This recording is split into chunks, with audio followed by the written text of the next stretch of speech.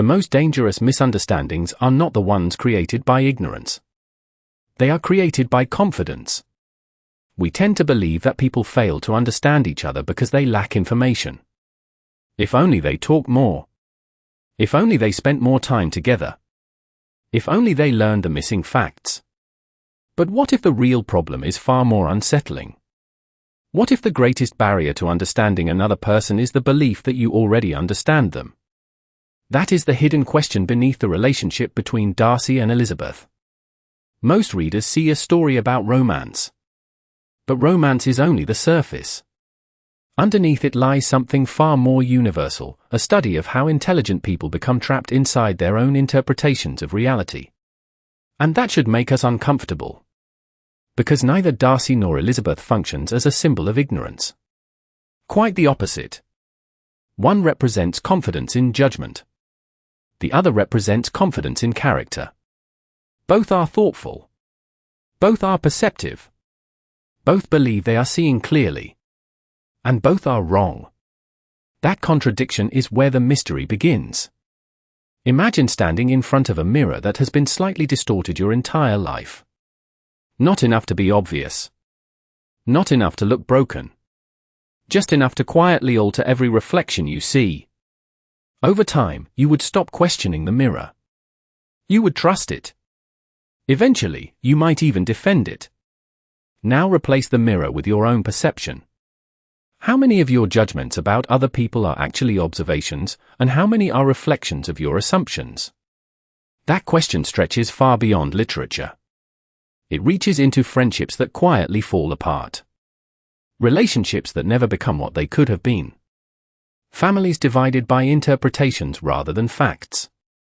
Entire communities built on stories people tell themselves about one another. And here's the paradox: intelligence does not necessarily protect us from this trap. In some cases, it makes the trap stronger. The more confident we become in our ability to read people, the less likely we are to question our conclusions.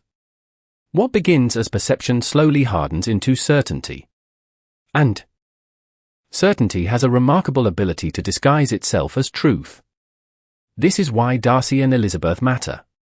Not because they represent two people struggling to connect, but because they represent something far more familiar. They show us what happens when human beings interact not with each other, but with psychological versions of each other that exist only inside their own minds. A copy. A projection. A story. And once that story takes hold, every new interaction risks becoming evidence that the story was right all along. But here is where the mystery deepens. If misunderstanding is created by perception, then information alone may not be enough to solve it. If the problem lives inside the lens, what happens when the lens itself becomes the obstacle? And perhaps the most unsettling question of all is this: how many people in our own lives are we responding to right now, not as they truly are, but as the distorted reflection we have quietly constructed in our minds? If distorted perception is the problem, then a deeper question immediately appears: where does that distortion come from in the first place? Most people assume misunderstanding begins when we encounter someone else. But that may already be too late. Because long before we meet another person, we are already carrying a private collection of expectations, fears, preferences, insecurities, and assumptions. We enter every relationship with an invisible script already in our hands. And that script quietly shapes what we notice, what we ignore, and what we believe. This is where the conflict surrounding Darcy and Elizabeth becomes far more profound than a simple failure of communication. Neither character functions merely as an individual. They operate as symbols of a larger human tendency, the desire to reach certainty before understanding. Think about how quickly the human mind creates stories. A single gesture becomes evidence. A brief interaction becomes a pattern. A first impression becomes a verdict. And once that verdict forms, something remarkable happens. The mind stops acting like an investigator and starts acting like a lawyer. Instead of asking, "What is true?" it begins asking, "How can I prove I was right?" That is the contradiction at the center of this entire dynamic. The people who care most about truth can sometimes become the most vulnerable to defending an illusion. Why? Because confidence feels like clarity. And clarity feels like understanding. But they are not the same thing. Imagine another memory fragment. A sealed letter resting on a table. The truth is inside. The evidence is available. Nothing is physically preventing someone from opening it. Yet the letter remains unread because the mind has already decided what it contains. That image captures something unsettling about human nature. We do not merely interpret reality. We often compete with it. And when reality disagrees with the story we have constructed, the story usually wins, at least for a while. This is why the conflict between Darcy and Elizabeth expands beyond relationships and enters the realm of identity. Because every mistaken judgment creates two prisons at once. The first prison traps the person being misunderstood. The second prison traps the observer. One is confined by a false image imposed from the outside. The other is confined by a false image generated from within. And over time, both become separated by something almost impossible to see. Not distance. Not hostility. Not lack of intelligence. A narrative. A narrative standing between two people like a sheet of glass. They can see each other. They can hear each other. Yet everything passing through becomes distorted. Now scale this pattern beyond two individuals. What happens when entire families operate this way? What happens when communities operate this way? What happens when societies begin interacting with stories about each other rather than reality itself? The consequences become enormous. Trust erodes. Dialogue weakens. People become increasingly certain while becoming increasingly disconnected. And perhaps that is why this story still feels modern centuries later. It exposes a flaw that technology has never solved and education has never eliminated. The tendency to mistake interpretation for truth. But the mystery is becoming even more intriguing. Because if misunderstanding survives intelligence, if it survives good intentions, if it survived access to information, then what exactly has the power to break it? What force is strong enough to shatter the invisible glass between perception and reality without simply replacing one illusion with another? But what if the invisible glass is not the real problem? What if the deeper problem is that part of us does not want the glass to break? That possibility forces us into a much darker layer of the conflict. Because by this point, we might be tempted to believe that misunderstanding is simply an accident. A mistake. A temporary failure that disappears once enough information arrives. Yet human behavior suggests something very different. People often resist information that threatens the stories they have built. Not because they are irrational, but because those stories serve a purpose. They protect identity. And identity is far more valuable to the human mind than accuracy. This is where the roles embodied by Darcy and Elizabeth become increasingly significant. One represents the danger of being trapped by how others perceive you. The other represents the danger of becoming trapped by your own certainty. At first glance, those seem like separate problems. In reality, they are two sides of the same phenomenon. Both emerge from the same hidden force, the need for psychological stability. Every person carries an internal narrative about who they are, how the world works, and what kinds of people deserve trust. That narrative creates order. It reduces uncertainty. It provides comfort. But there is a price. The stronger the narrative becomes, the harder it becomes to see anything that contradicts it. And here the contradiction reaches a crisis point. The qualities that help human beings navigate the world can also blind them. Confidence becomes rigidity. Discernment becomes judgment. Self-respect becomes pride. Intelligence becomes overconfidence. The very strengths that appear to protect perception begin quietly corrupting it. Imagine another memory fragment. A carefully painted portrait hanging on a wall. For years, everyone admires it. They discuss it. They defend it. They identify with it. Then one day, a corner begins to peel away. Beneath the paint is an entirely different image. The crisis is not discovering the truth. The crisis is deciding whether to let the old portrait die. That is the moment many people avoid. Because abandoning a false belief is rarely an intellectual experience. It is an emotional one. Something inside us must be surrendered. A judgment. An assumption. A version of ourselves. A story we have become attached to. And that surrender can feel like a loss. This is why misunderstandings often survive long after evidence appears. The conflict is no longer between perception and reality. It becomes a conflict between identity and reality. Now the scale expands again. Consider what happens when entire groups become attached to collective narratives. Families inherit them. Institutions reinforce them. Cultures repeat them. Generations pass them forward.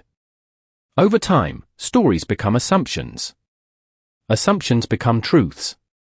Truths become unquestionable. And the distance between reality and perception grows wider. History is filled with examples of this pattern. But the unsettling part is that it is not only a historical phenomenon. It is happening every day. Inside conversations. Inside relationships. Inside our own minds. The consequence is profound. People become increasingly skilled at defending perspectives they never chose consciously. And the longer those perspectives survive, the more invisible they become. Which brings us back to the central mystery. If misunderstanding is not sustained by a lack of information, if it is sustained by the need to protect identity, then the challenge becomes far greater than learning something new. It requires losing something old. And perhaps that is the revelation beginning to emerge beneath everything we have explored so far. The obstacle standing between two people may not be ignorance. It may be the version of themselves they are unwilling to question. But if that is true, then another question immediately appears. What could possibly be powerful enough to make a person doubt a story they have trusted for years without destroying the very sense of self that story helped create? Before we ask what can transform perception, we may need to ask a more surprising question: what if perception was never the deepest issue at all? What if the real subject hidden beneath this entire story is recognition? Not recognition in the sense of identifying a face or gathering facts, but recognition in the philosophical sense. The ability to encounter another human being without forcing them into a role inside your own narrative. This is where the revelation begins to emerge. The central conflict is not simply between misunderstanding and understanding. It is between control and encounter. Human beings naturally seek control. We organize reality into categories. We simplify complexity. We transform uncertainty into conclusions. This process helps us survive. It helps us navigate a chaotic world. But the same mechanism creates an invisible danger. The moment another person becomes fully predictable in our minds, they stop being a living mystery and become a fixed object. Darcy represents one side of this paradox. He embodies the hidden self, the part of human nature that cannot be captured by appearances alone. His influence within the story extends beyond personality. He functions as a symbol of everything reality contains that first impressions fail to reveal. Elizabeth represents the opposing force. Not ignorance, but interpretation. Not blindness, but confidence in vision. Her role is not merely to observe. Her role is to show how observation itself can become a limitation when it loses humility. Together they create a symbolic structure that reaches far beyond individual relationships. One symbolizes complexity hidden beneath the surface. The other symbolizes the human desire to make complexity manageable. And here another layer becomes visible. The tragedy is not that people fail to see each other. The tragedy is that they often stop looking. Consider a new memory fragment. A map drawn decades ago. The roads have changed. The cities have expanded. Entire landscapes have transformed. Yet someone continues navigating with the outdated map because it once worked. The problem is not the map itself. The problem is forgetting that it is a map. Human perception operates in much the same way. We create mental maps of people. Sometimes those maps are useful. Sometimes they are catastrophically wrong. But over time, familiarity creates an illusion of certainty. We stop updating the map. We stop questioning the territory. This revelation carries consequences that extend far beyond two individuals. Entire institutions depend on fixed assumptions about human behavior. Entire cultures inherit narratives about identity, status, belonging, and worth. The more rigid those narratives become, the more difficult genuine recognition becomes. Civilization advances through knowledge, yet many of its deepest conflicts emerge from assumptions that were never re-examined. This is why the story continues to resonate centuries later. It is not describing a historical problem. It is exposing a permanent feature of human consciousness. We are constantly tempted to replace reality with interpretation because interpretation feels safer. Reality remains unpredictable. Reality can challenge us. Reality can force us to change. And that leads to a revelation that transforms the entire discussion. Perhaps genuine understanding does not begin when we finally discover who another person is. Perhaps it begins when we accept that our previous understanding was incomplete. If that is true, then the question is no longer how two people overcome misunderstanding. The question becomes far more unsettling: what must die inside a person before they become capable of truly seeing someone else for the first time? What must die inside a person before they can truly see someone else? The answer hidden beneath this entire story is more radical than it first appears. It is not pride alone. It is not prejudice alone. It is not even misunderstanding. The deepest obstacle is attachment to a completed version of reality. That is the core revelation. Human beings suffer not because reality is hidden from them, but because they become emotionally invested in explanations that feel complete. And once an explanation feels complete, curiosity begins to disappear. This changes the way we understand everything that came before. The central relationship is not ultimately about two people learning new facts about each other. It is about two minds confronting the limits of their own certainty. That distinction matters.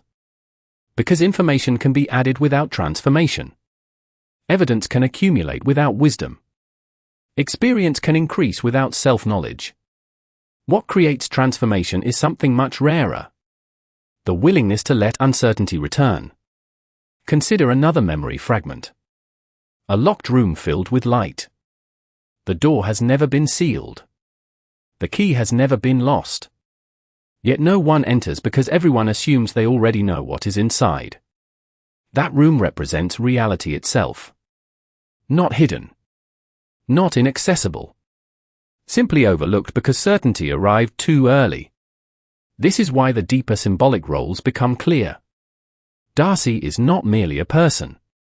He becomes a symbol of reality that refuses to fit a convenient narrative. Elizabeth is not merely an observer.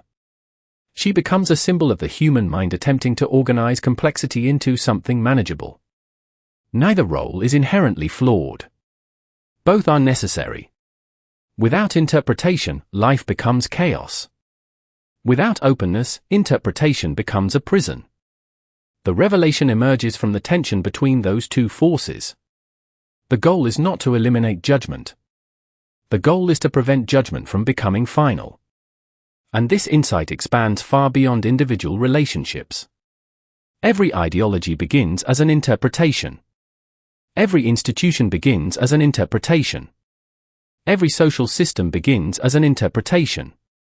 The moment interpretation becomes unquestionable, stagnation begins. Growth requires a continual willingness to revise the map. Not because the map is worthless, but because reality is always larger than the map. This may be the most overlooked lesson in the entire work. The opposite of misunderstanding is not agreement. The opposite of misunderstanding is humility. The recognition that another human being always contains more depth than our explanation of them. And perhaps this is why genuine connection is so difficult. To truly encounter another person requires a sacrifice.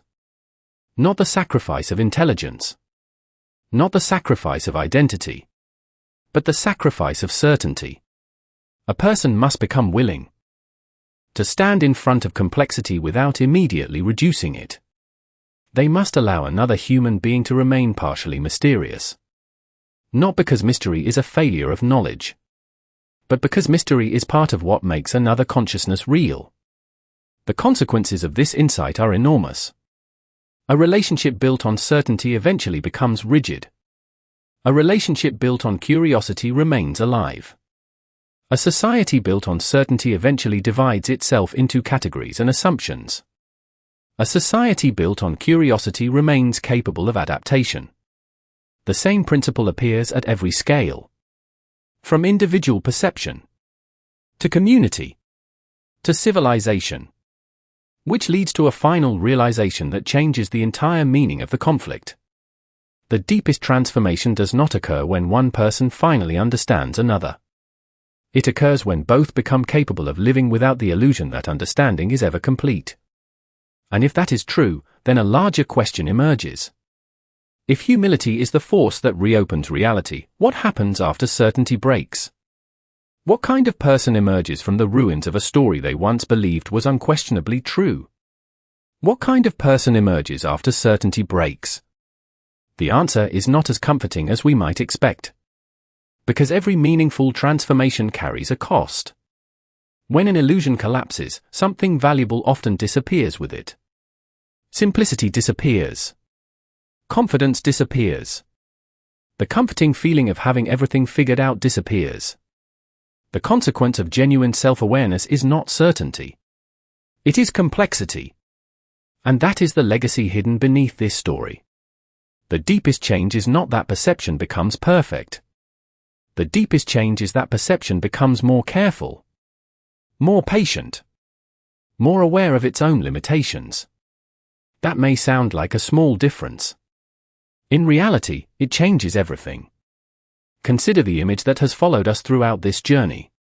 The distorted mirror. At the beginning, the mirror appeared to be the problem. It altered reality. It produced misunderstanding. It separated people from one another. But by this stage, the mirror itself carries a different meaning.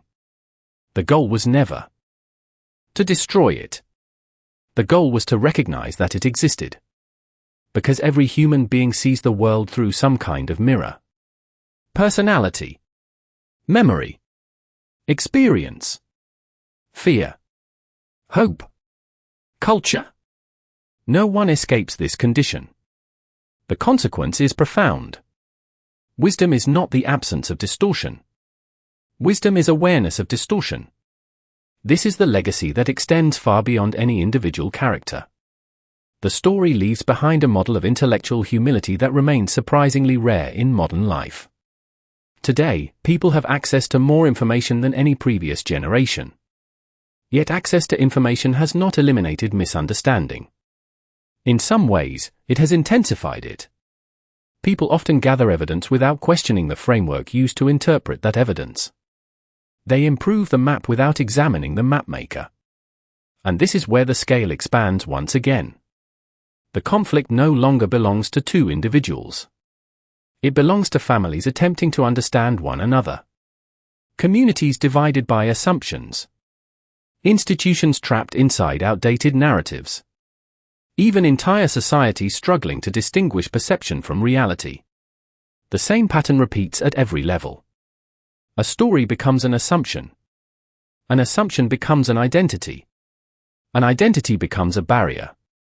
And eventually the barrier becomes invisible. That invisibility is the true danger. Consider another memory fragment. An old pair of glasses resting on a table. The lenses are scratched. The prescription is outdated. The world appears blurry through them. Yet the owner has worn them for so many years that the distortion feels normal. The glasses no longer look like a tool. They look like reality itself. That image may be one of the most enduring lessons of all. Many of the limits that shape our lives do not appear as limits. They appear as common sense. They appear as certainty. They appear as truth. The long-term consequence is not merely misunderstanding another person. It is losing the ability to recognize where understanding ends and assumption begins. And yet there is something hopeful hidden inside this realization. The fact that perception is incomplete does not make connection impossible. It makes curiosity necessary. It transforms humility from a moral virtue into a practical requirement for understanding. Perhaps that is why this story continues to survive long after its original setting faded into history. It speaks to a condition that has never disappeared. Human beings still build narratives, still defend them, still mistake them for reality, still struggle to see beyond them. And yet the possibility of transformation remains. Not because certainty becomes stronger, but because certainty becomes less important than truth. Which leaves us with one final paradox. If every person sees the world through an incomplete lens, and if every act of understanding remains unfinished, then perhaps the ultimate question is not whether we can ever fully know another human being. Perhaps the deeper question is whether the search itself is what gives human connection its meaning. Perhaps that is why this story never truly ends. Not because its characters continue beyond the final page, but because the question it leaves behind continues inside us. The most enduring works of literature do not survive because they provide answers. They survive because they reveal a dimension of human experience that remains unfinished. They illuminate something we recognize immediately, yet struggle to articulate. And what remains here, long after every social convention, every historical detail, and every circumstance of its original world has faded, is a simple but unsettling truth: every human relationship exists between two mysteries. Not two identities. Not two biographies. Two mysteries. We spend much of our lives attempting to reduce those mysteries into something manageable. We create explanations. We create categories. We create stories. Sometimes those stories help us navigate the world. Sometimes they help us feel safe. But there is always a temptation hidden inside them. The temptation to believe that another person has finally been solved. Yet human beings are not puzzles. They are not equations waiting for a final answer. They are living realities that continue unfolding beyond every description we create. Perhaps that is why the strongest memory fragments from this journey all point toward the same realization. The distorted mirror. The sealed letter. The outdated map. The scratched glasses. None of them represent failure. They represent limitation. Not the limitation of intelligence, but the limitation of perspective itself. And there is something strangely beautiful about that. Because if complete understanding were possible, curiosity would eventually disappear. Wonder would disappear. Discovery would disappear. The very qualities that allow human connection to remain alive would slowly fade away. The legacy of this story is not a lesson about how to eliminate misunderstanding forever. It is a reminder that understanding is not a destination. It is a practice. A continuous act of attention. A willingness to revise what we think we know. A willingness to let another person remain larger than our explanation of them. That idea reaches far beyond relationships. It reaches into how we view communities. How we view strangers. How we view history. Even how we view ourselves. Because the same mind that misunderstands others is often the same mind that misunderstands its own depths. There is one final image worth carrying forward. Imagine standing before a vast ocean at sunset. You can see the surface. You can study the waves. You can chart the currents. You can spend an entire lifetime learning its patterns. And yet the horizon remains. Always present. Always retreating. Always reminding you that there is more beyond what you can see. Human beings may be much the same. Perhaps wisdom is not reaching the horizon. Perhaps wisdom is remembering that the horizon exists. And maybe that is the quiet insight hidden beneath everything we have explored. The most meaningful connections are not created when mystery disappears. They are created when two people become willing to approach mystery with humility instead of certainty. Because in the end, the question may not be whether another human being can ever be fully understood. The question may be whether the deepest form of respect is recognizing that they never will be.